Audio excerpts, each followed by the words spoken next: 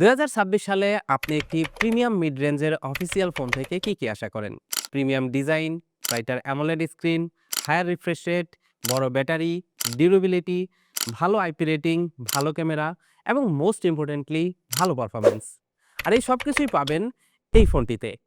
বলছিলাম honour x সিরিজের নতুন ডিভাইস অনার X90 এর কথা। ভাই, অস্থির একটা ডিসপ্লে, গেমিং থেকে শুরু করে ব্যাটারি ব্যাকআপ, 108 মেগাপিক্সেলের camera, ballistic grade shocks absorbing, higher level IP rating, premium design, সবকিছুই পেয়ে যাবেন অনারের এই অফিসিয়াল ফোনটিতে। আসসালামু আলাইকুম ভিউয়ার্স, আমি আসাদ আছি আপনাদের সাথে, আর আপনারা দেখছেন অ্যান্ড্রয়েড লেকচার বিডি। বর্তমানে কিন্তু স্মার্টফোন ইন্ডাস্ট্রিতে অফিসিয়াল আনঅফিসিয়াল ব্যাপার স্যাপার নিয়ে একটা টার্মাইল চলছে। অনিবন্ধিত অবৈধ যে ফোনগুলো ছিল সেই ফোনগুলো এনইআইআর সিস্টেমে অটোমেটিক্যালি নিবন্ধিত হয়ে গেছে। যার নামে সিম রেজিস্টার করা ছিল তার নামেই ফোন রেজিস্টার হয়ে গেছে। ব্যাপারটা এমন হয়ে দাঁড়িয়েছে, আপনার বাবা মায়ের নামে রেজিস্টার করা সিম আপনার ফোনে ব্যবহার করছেন, আপনার বাবা মায়ের নামেই আপনার ফোনটি রেজিস্টার হয়ে গেছে। আবার এমন অনেকেই আছে লং টাইম ধরে একটা ফোন সে ইউজ করতেছে, হঠাৎ করেই তার ফোনের নেটওয়ার্ক চলে গেছে। এই ফোনটি নিয়ে কিন্তু আপনাদের এরকম কোনো ঝামেলার সম্মুখীন হতে হবে না। তার কারণ এইটা একটা অফিসিয়াল ফোন। ভাই আর যাই বলেন না কেন, ফোনটার ডিজাইন কিন্তু প্রিমিয়াম লেভেলের। এই ফোনের ব্যাকশিল্ড আর ক্যামেরা বাম্পটার দিকে লক্ষ্য করলে দেখতে পারবেন অনারের যে ফ্ল্যাগশিপ ম্যাজিক সিরিজ রয়েছে তার ডিজাইনের সাথে বেশ খানিকটা মিল রয়েছে। অনার ম্যাজিক 8 প্রো অথবা ম্যাজিক V5 ফোল্ডিং ডিজাইনের থেকে অনেকটা ইন্সপায়ার্ড। এইটার বডি মেটালের না হলেও রিইনফোর্স প্লাস্টিকের তৈরি, তবে এর ভিতরে এক্সট্রা শক্স অ্যাবজর্বিং স্ট্রাকচার থাকার কারণে 2.5 মিটার পর্যন্ত ড্রপ রেজিস্ট্যান্ট। আর হ্যাঁ, এটার কিন্তু ডিউরেবিলিটি টেস্ট আমরা করছি, মানে আসার টাসার মাইরা দেখছি, যথেষ্ট পরিমাণে স্ট্রং একটা ফোন। আর এটার সাথে আইপি রেটিং রয়েছে IP66, IP68, IP69 এবং IP69K। মানে এই ফোনটি সম্পূর্ণ ধুলাবালি ও ডাস্ট প্রুফ। এটা 1 থেকে 2 মিটার পানির নিচে ইজিলি 30 মিনিট পর্যন্ত সার্ভাইভ করতে পারবে। তাছাড়া এক্সট্রিম হিট বা কোল্ড সহজেই টলারেট করতে পারবে এই ফোনটি। ফোনটি 3টা কালার ভেরিয়েন্টে পাওয়া যাবে: radish brown, midnight black, sunrise gold.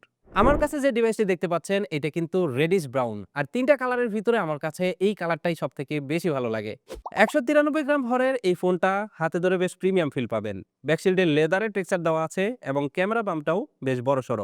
এর ভিতরে একটা ম্যাসিভ সাইজের ব্যাটারি দেওয়ার পরেও এইটার কিন্তু থিকনেস মাত্র 7.76 মিলিমিটার। এটার বাম সাইডে কোনো বাটন নাই, ভলিউম রকার এবং পাওয়ার বাটন পেয়ে যাবেন ডান সাইডে, আর নিচের দিকে থাকছে SIM tray, primary microphone, type C port, primary speaker, আর উপরের দিকে থাকছে সেকেন্ডারি স্পিকার এবং নয়েজ ক্যান্সেলেশন মাইক।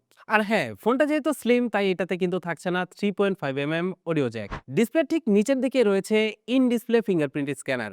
এটা একটা অপটিক্যাল ফিঙ্গারপ্রিন্ট সেন্সর যা ফাস্ট এবং অ্যাকুরেট কাজ করে। আমার কাছে মনে হয়েছে ফিঙ্গারপ্রিন্ট সেন্সরটা একটু নিচের দিকে, যেহেতু বড় ডিসপ্লে ফোন তাই ফিঙ্গারপ্রিন্ট সেন্সরটা একটু উপরে থাকলে বেশি সুইটেবল হতো। এই ছিল ফোনটির ডিজাইন এবং বিল্ড কোয়ালিটি। এবার চলুন জেনে নেই এটার ডিসপ্লে সম্পর্কে। ডিভাইসটিতে রয়েছে 6.79 ইঞ্চের 1.5K রেজুলেশনের AMOLED display.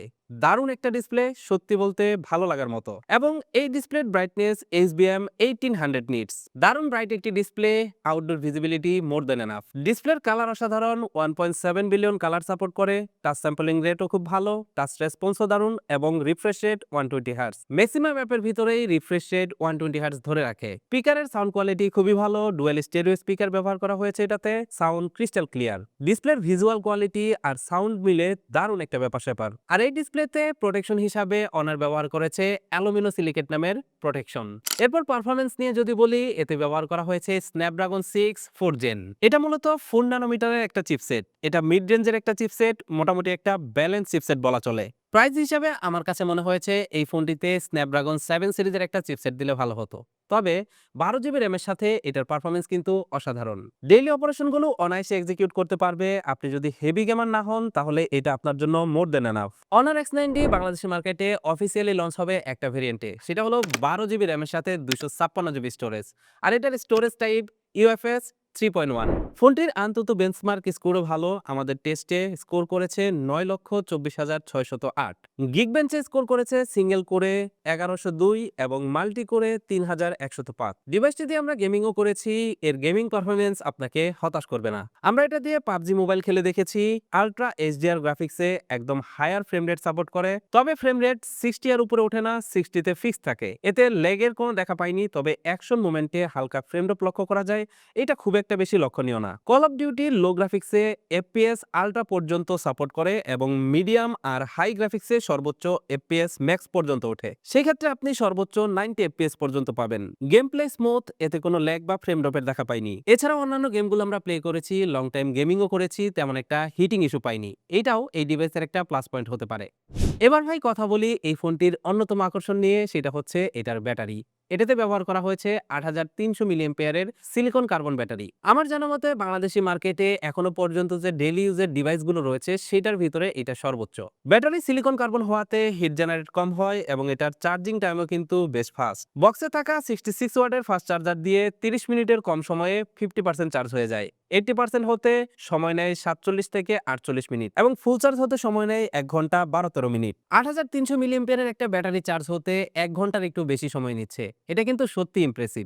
Daily basic ইউজে এই ফোনটির ব্যাটারি ব্যাকআপ পেয়েছি আমরা 2 দিনের বেশি। আর যদি আপনি হেভি ইউজার হয়ে থাকেন তারপরেও অনায়াসে আপনি 1 দিনের বেশি ব্যাকআপ পেয়ে যাবেন এই ডিভাইসটি থেকে। এটার আরো একটি গুরুত্বপূর্ণ ফিচার হলো এটাতে রয়েছে 7.5 ওয়াটের রিভার্স চার্জিং সুবিধা, যা মাঝে মাঝে আমাদের জন্য লাইফ সেভার হয়ে ওঠে। এবার আসি সফটওয়্যার সেকশনে। সফটওয়্যারের কথা বলতে গেলে এটাতে ইউআই হিসেবে ব্যবহার করা হয়েছে ম্যাজিক ওএস 9.0। অনারের এই ম্যাজিক ওএস আমার কাছে পার্সোনালি ভালো লাগে, তার কারণ এটা যথেষ্ট পরিমাণে স্মুথ এবং অপটিমাইজ ওএস। এটার সফটওয়্যার অনায়াসে 2 থেকে 3 বছর আপনি আপডেট পেয়ে যাবেন। আউট অফ দ্য বক্স এই ফোনটি রান করছে অ্যান্ড্রয়েড 15। এবার এই ডিভাইসটির কিছু এক্সট্রা ফিচারের কথা বলি। এতে ওয়াইফাই 6 দেওয়া হয়েছে, রয়েছে ব্লুটুথ 5.2 এবং এনএফসি সাপোর্ট রয়েছে এই ফোনটিতে। এইবার ক্যামেরা সেকশন। ক্যামেরা টেস্টিং ও পারফরমেন্স অ্যানালাইসিস করেছে আমাদের টিম মেম্বার শান্ত। চলুন ওর কাছ থেকে শুনে আসি ক্যামেরার বিস্তারিত। এই ধরনের প্রিমিয়াম মিড রেঞ্জ বা আপার মিড রেঞ্জ যাই বলেন না কেন, সব কোম্পানিগুলো এই সব স্মার্টফোনগুলোতে প্রতিযোগিতা লাগাই দিচ্ছে কে কার থেকে বেশি মেগাপিক্সেল দিবে। এটিও তার ব্যতিক্রম নয়। এটাতে আছে 108 মেগাপিক্সেলের মেইন সেন্সর যার অ্যাপারচার f1.75, সাথে আছে 5 মেগাপিক্সেলের আল্ট্রা ওয়াইড ক্যামেরা যার অ্যাপারচার f2.2। কোন কোম্পানির সেন্সর ইউজ করছে তা কোথাও মেনশন করে নাই, তবে অনর এই রেঞ্জের যে ফোনগুলো রয়েছে এই ফোনগুলোতে সাধারণত স্যামসাং এর সেন্সর ইউজ করে থাকে। তবে সবথেকে বড় ড্রব্যাক হচ্ছে এটাতে নাই কোনো টেলিফোটো লেন্স। মানে এই প্রাইস রেঞ্জের একটা ফোনে কেন যে ভাই এরা টেলিফোটো লেন্স দেয় না, এটা আসলে আমার মাথায় আসে না। এছাড়াও ক্যামেরার ছবিগুলো মোটামুটি ডিসেন্ট, দিনের বেলায় ছবিতে ভালো ডিটেল আর শার্পনেস পাওয়া যায়, ডাইনামিক রেঞ্জও ভালো কন্ট্রোল করতে পারে, ক্লোজ টু ন্যাচারাল বলা যায়, তবে লাল কালারটা একটু বেশি পপ আপ করে ফেলে।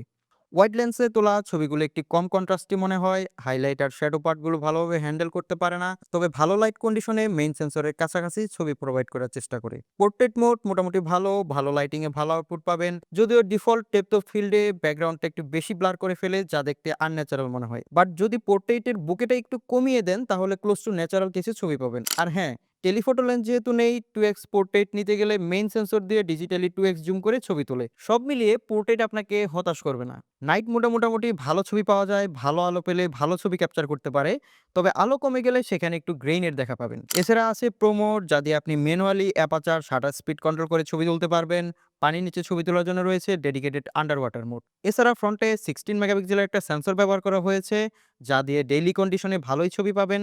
ছবি তোলার পর এআই ইনহ্যান্সড হয়ে যে আউটপুটটি দিবে তাতে আপনি মোটামুটি সন্তুষ্টই হবেন। এর মেইন ক্যামেরা দিয়ে 4K তে সর্বোচ্চ 30 এফপিএস পর্যন্ত ভিডিও রেকর্ড করতে পারবেন এবং 1080p তে সর্বোচ্চ 60 এফপিএস পর্যন্ত ভিডিও ধারণ করতে পারবেন। এতে আছে অপটিক্যাল ইমেজ স্টেবিলাইজার, যা দিয়ে মোটামুটি স্টেবল ভিডিও ধারণ করতে পারবেন এবং এর ভিডিও কোয়ালিটি স্যাটিসফাইং। আর ফ্রন্ট ক্যামেরা দিয়ে সর্বোচ্চ 1080p 30 এফপিএস এ ভিডিও ধারণ করতে পারবেন। এছাড়াও মাল্টি ভিডিও মোড রয়েছে, যা দিয়ে একসাথে ফ্রন্ট এন্ড রেয়ার ক্যামেরা দিয়ে ভিডিও ধারণ করতে পারবেন, ভিডিও করার সময় ক্যামেরা সুইচ করতে পারবেন, আরো নানাভাবে ভিডিও রেকর্ড করতে পারবেন। এছাড়াও রয়েছে স্লো মোশন, যা দিয়ে 1080p তে সর্বোচ্চ 120 এফপিএস এ ভিডিও রেকর্ড করতে পারবেন।